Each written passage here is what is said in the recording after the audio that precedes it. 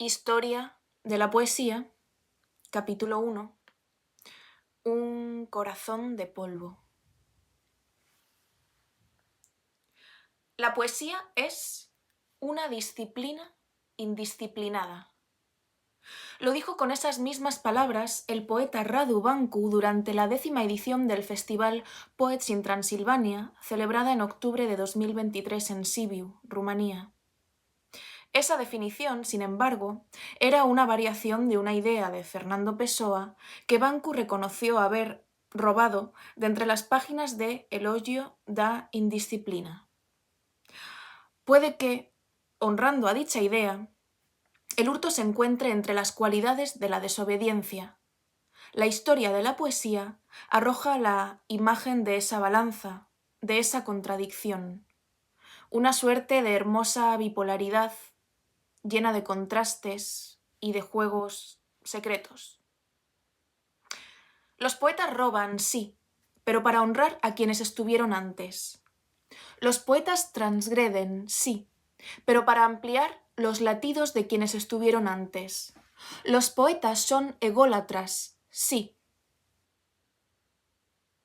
pero en su afán de hacerse escuchar, consiguen que resuene en ellos el aliento de quienes estuvieron mucho, mucho antes. Tan indisciplinada es esta disciplina que por no tener ni de una gran historia de su esencia dispone.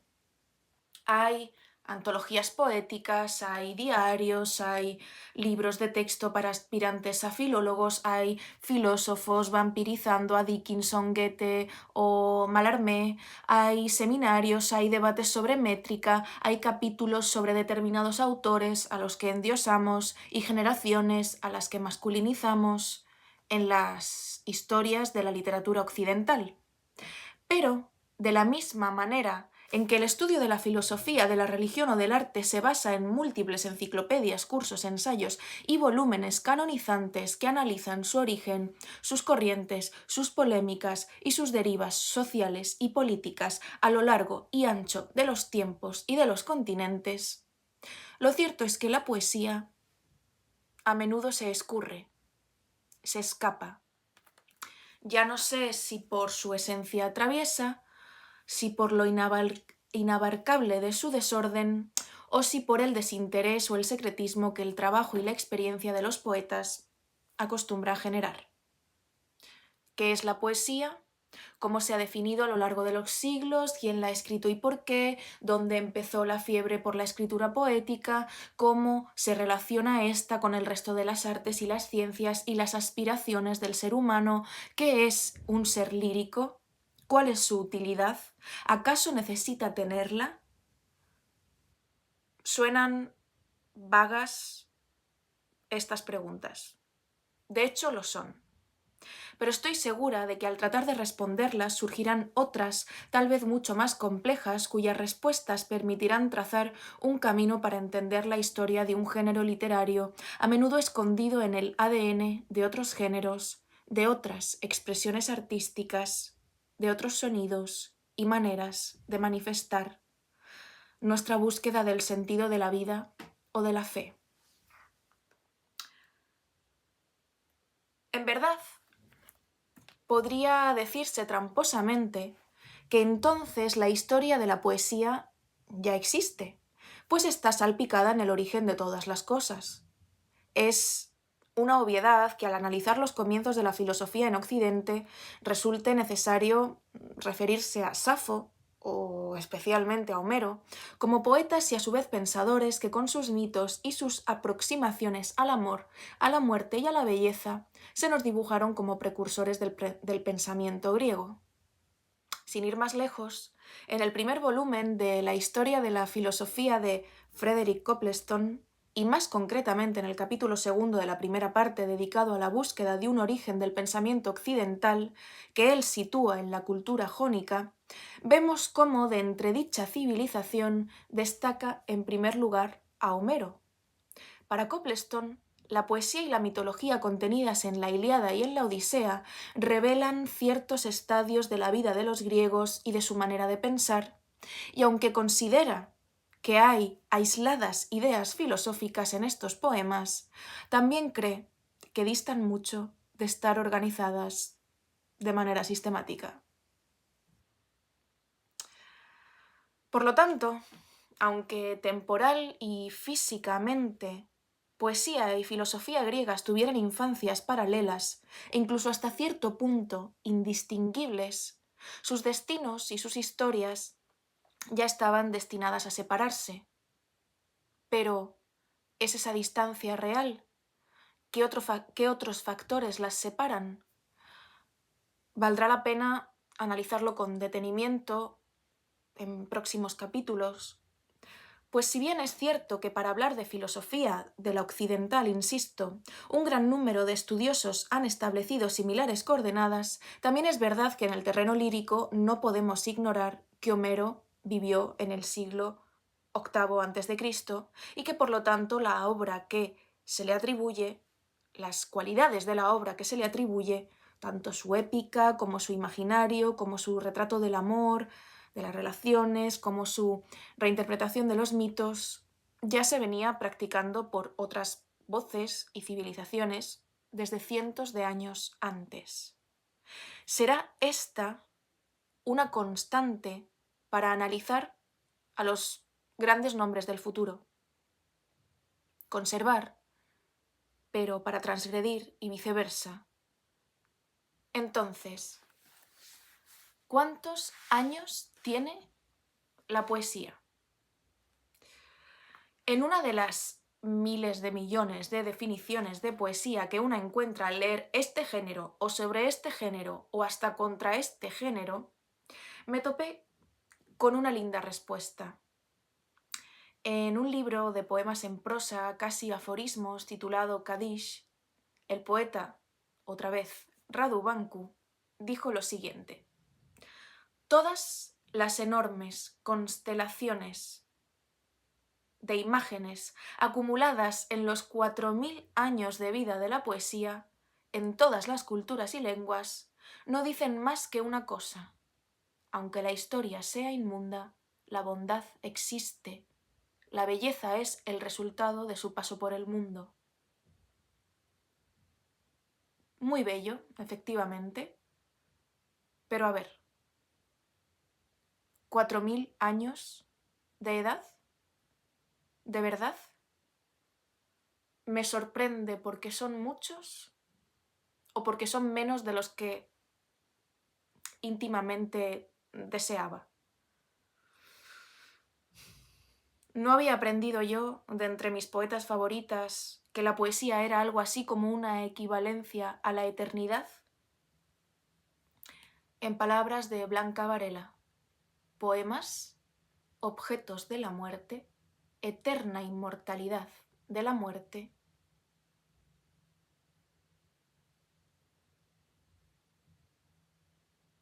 Del mismo modo, en el ensayo Introducción básica a la poesía, el académico Francisco Torres Monreal nos advierte de que ante la duda sobre si el poeta nace o se hace, para él todo ser humano nace con predisposiciones poéticas, y decir lo contrario equivaldría a decir que nacemos sin sentidos, sin sentimientos, sin razón, sin aspiraciones, sin sueños.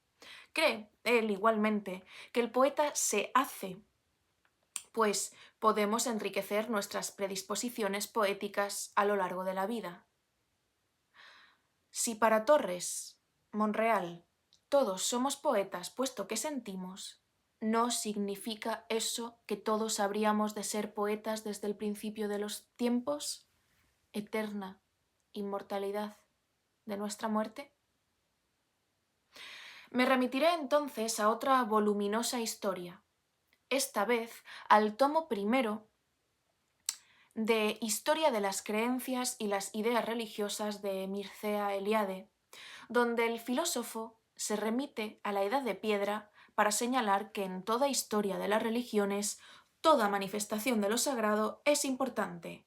Todo rito, todo mito, toda creencia o figura divina refleja la experiencia de lo sagrado y por ello mismo implica las nociones de ser, significado y verdad.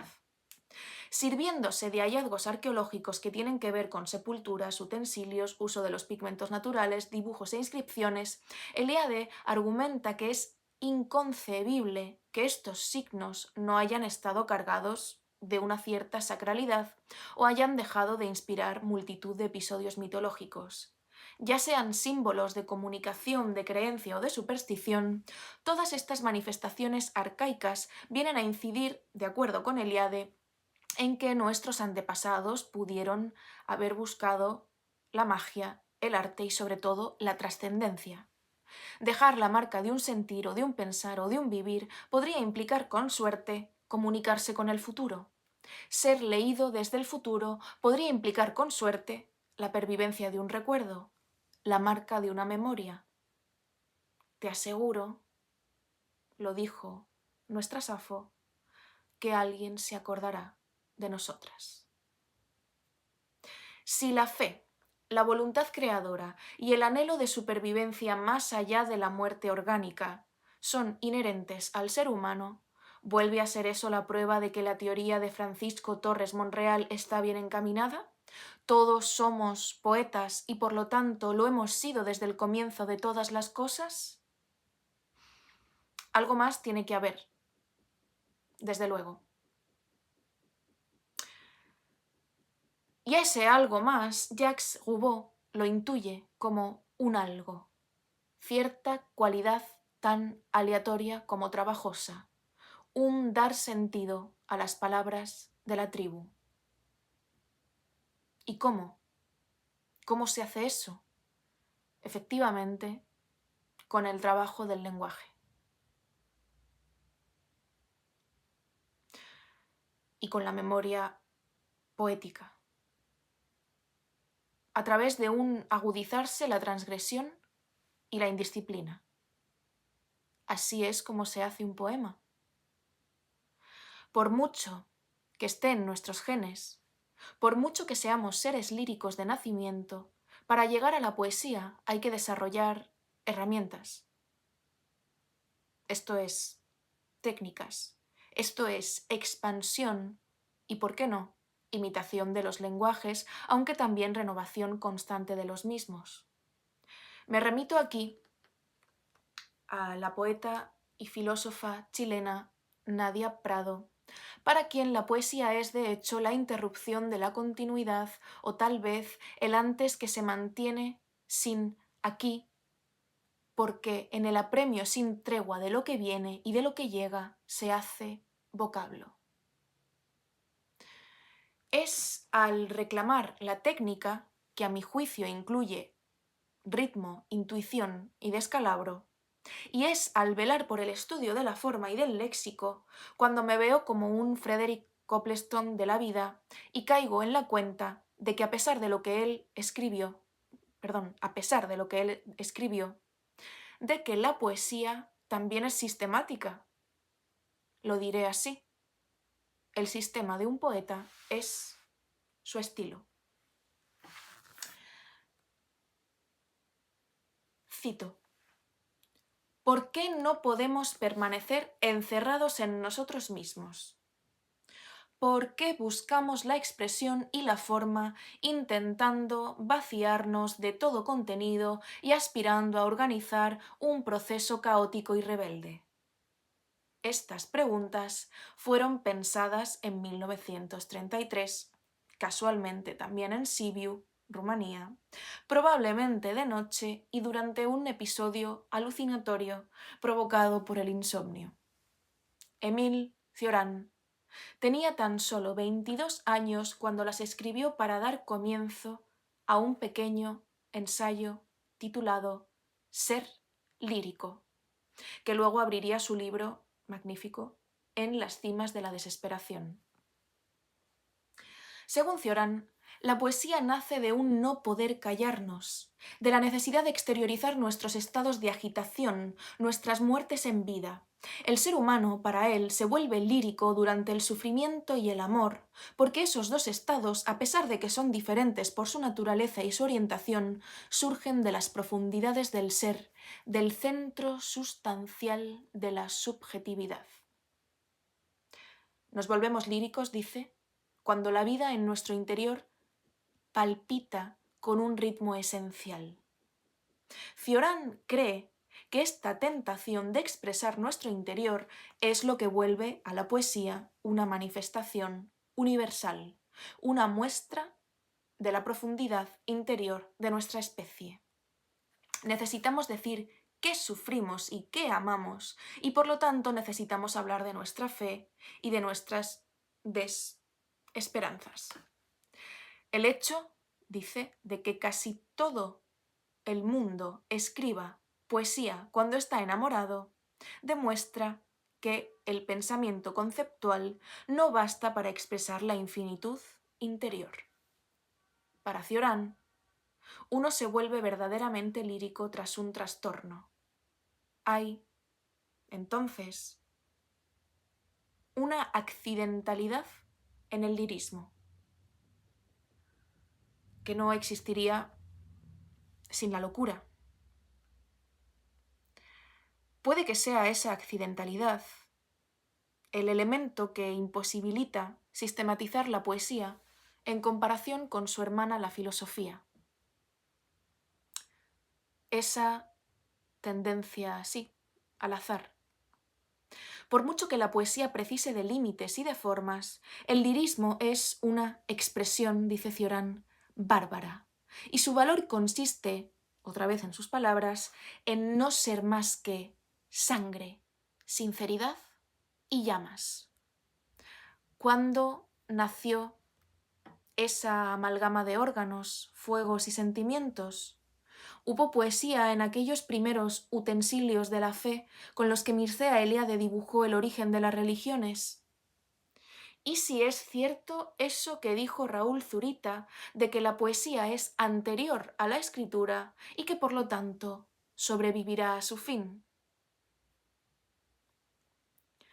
¿Hasta dónde y hasta cuándo deberíamos remontarnos si nos diera por ejecutar la alocada y estúpida y pérdida de tiempo y todo idea de componer una pequeña historia de la poesía para YouTube en 2023?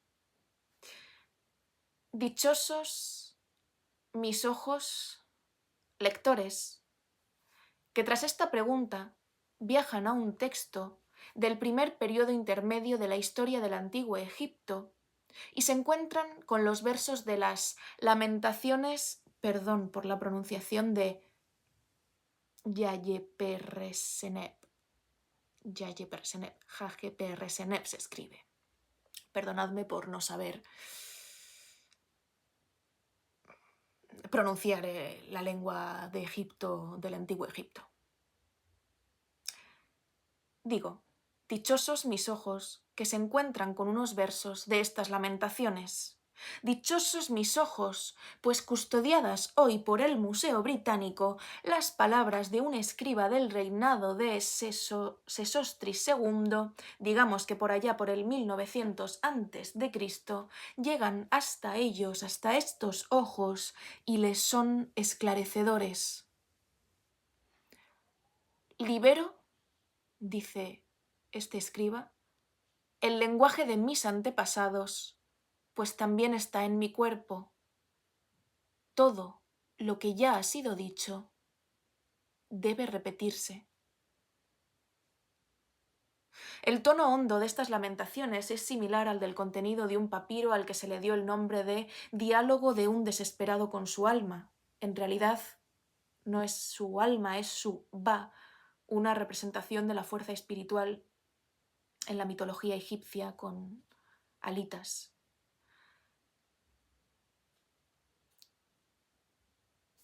Está igualmente, fechado hacia 1900 a.C.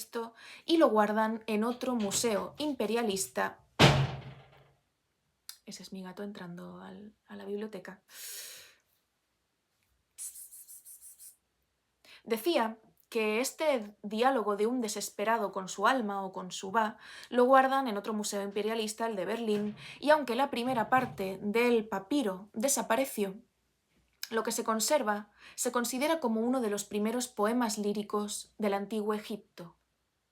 podríamos ir más allá y asegurar que Diálogo de un desesperado con su alma es el poema indisciplinado. Uno de los primeros poemas indisciplinados no lo sé, pero sí hay un germen de la indisciplina, pues mezcla voces, la del va y la del humano, alterna prosa y verso, y tiene un discurso a veces existencial, a veces escatológico, a veces confesional. Por ejemplo, cito, y esta es una traducción de muchas traducciones que he encontrado, he decidido citar las mejores o las más interesantes. Es agradable que rechacen los dioses los secretos de mi cuerpo. O por ejemplo, otra cita. ¿A quién hablaré hoy? Los corazones son avaros. O por ejemplo, esta cita que me vuelve loca. Mira, mi nombre apesta. Mira, mi nombre apesta.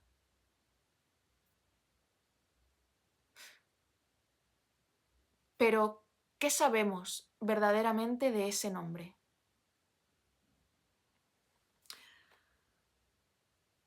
La primera literatura fue anónima, o al menos así es como nos ha llegado. Por mucho que conozcamos los nombres de los dioses a los que se honraba con ella, los de los héroes a los que se celebraba, los de las sacerdotisas a las que se veneraba, los de los seres mitológicos a los que se temía, o los de los reyes a los que se pretendía eternizar con un canto, la identidad de sus creadores, en la mayoría de los casos, hoy se nos escapa, no nos ha llegado o no la hemos sabido encontrar. Sabemos qué y a quién se rezó, pero no quién, imaginó o precisó esas palabras duras o tiernas o mágicas con las que se poetizaba. Hasta hace poco, cualquier intento de elaborar un árbol genealógico lírico ponía la fecha del nacimiento de la poesía en un título de curiosa historia, que también entiendo que estudiaremos en profundidad más adelante. Gilgamesh. Remontándonos 1000 años antes a los poemas jeroglíficos de Egipto que acabo de leer y centrándonos en las mitologías sumerias y acadias, nos encontramos con las primeras referencias a este rey deificado y al culto que durante generaciones y generaciones se le dedicó. Así, el mito de Gilgamesh nos lleva a Uruk, una ciudad de Mesopotamia aproximadamente 2700 años antes de Cristo.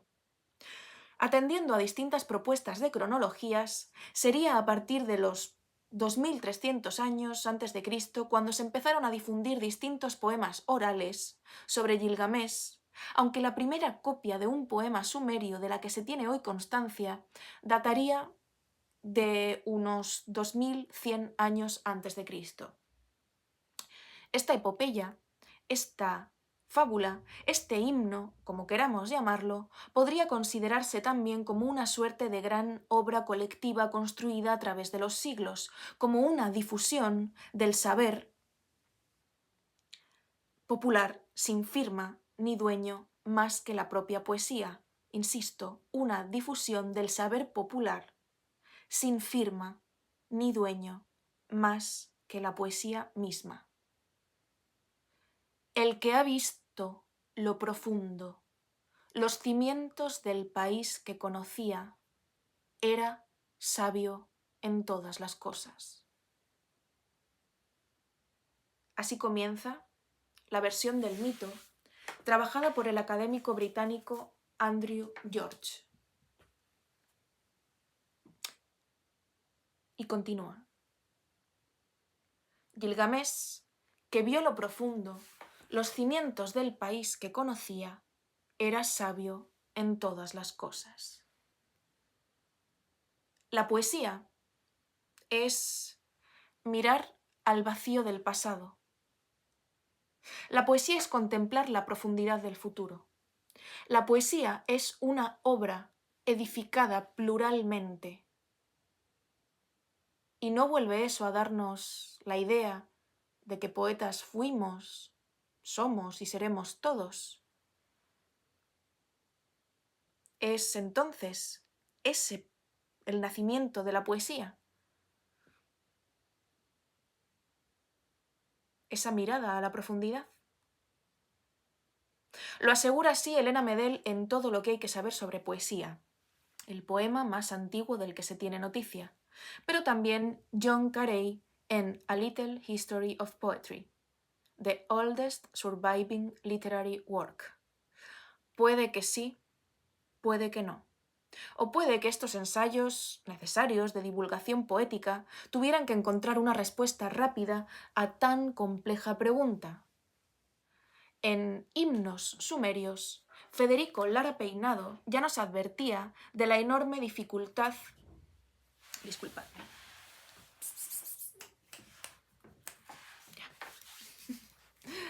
Ya nos advertía Lara Peinado de la enorme dificultad que supone esbozar la literatura, la religión y el pensamiento sumerios, entre otras cosas porque año tras año los sumerólogos, qué nombre más divertido, siguen con la trabajera de reunir, transcribir y traducir tablillas de escritura cuneiforme dispersas por distintos museos del mundo.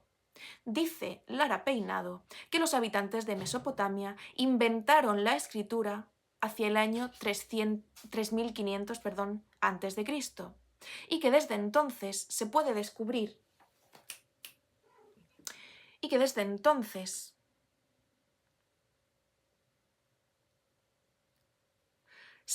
descubrir cómo gestaron géneros literarios de distinta índole, como los mitos, los himnos, los documentos históricos, las epístolas amorosas, las lamentaciones, los proverbios y, por supuesto, la poesía. De entre los himnos que en este estudio se antologan, llama la atención lo desapercibido que pasa un nombre que en las últimas décadas ha venido a desmontar la idea de aquel oldest surviving literary work que datamos o que ponemos en Gilgamesh. Me refiero al de Eneduana, a quien Lara Peinado presenta nada más que como hija de Sargón de Akkad, un rey acadio, y suma sacerdotisa que recitaba poemas a la diosa Inanna. A lo largo del siglo XX, los arqueólogos descubrieron documentos de enorme relevancia para que hoy podamos explicar por qué a Eneduana también deberíamos incluirla en la lista de los Oldest Surviving Literary Works y con una mención además especial.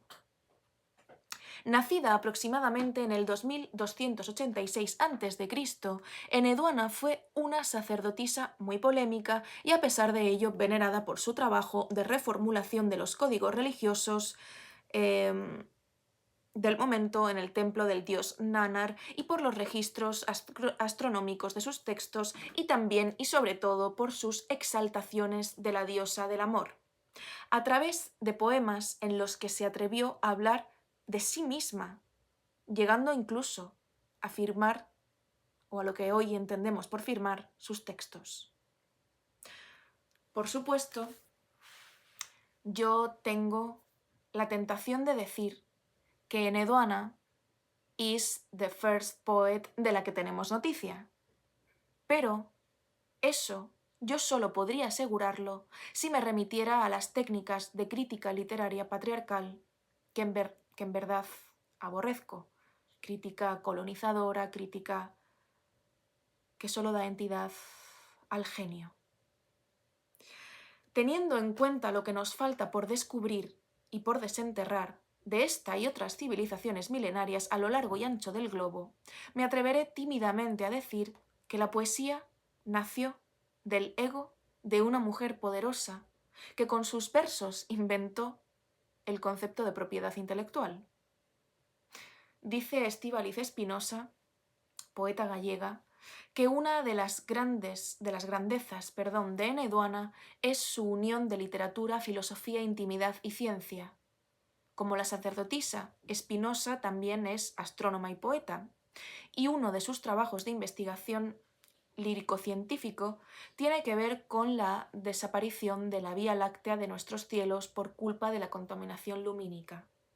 Desde finales del siglo XIX, el virus de la electricidad fue iluminando las calles de nuestras ciudades, pero también apagando el brillo de nuestros astros. Estíbaliz Espinosa lamenta la enorme pérdida de un cielo estrellado, de una vía láctea que ha sido motivo poético desde hace siglos y que quienes escribimos ahora, quizá, no logramos entender. La vía láctea era tan clara ahí arriba como la luna para nuestros antepasados. Escribió en Eduana en el himno Ainana: el reino del cielo ha sido tomado por una mujer a cuyos pies descansa la tierra desbordada. Analizar la historia de la poesía será entonces un trabajo desbordante desde la tierra. La sangre, la sinceridad y las llamas de las que habló Émile Cioran. Una narrativa incómoda y desordenada con saltos en el tiempo y en el espacio, con nombres propios y sentimientos universales, con toda la poca metodología y una técnica que precisa esta indisciplina. Otra, biblioteca ideal, en búsqueda de lo que se ve, pero también de todas las estrellas que extraviamos por el camino. Todo lo que me daba placer se ha convertido en polvo, escribió en Eduana. ¿Y el nacimiento de la poesía, entonces? Ni idea. El primer poema de la historia aún se está escribiendo. El primer poeta de la humanidad, la humanidad. ¿Y un humano en concreto? Venga, ¿por qué no? Voy a ceder. Una mujer.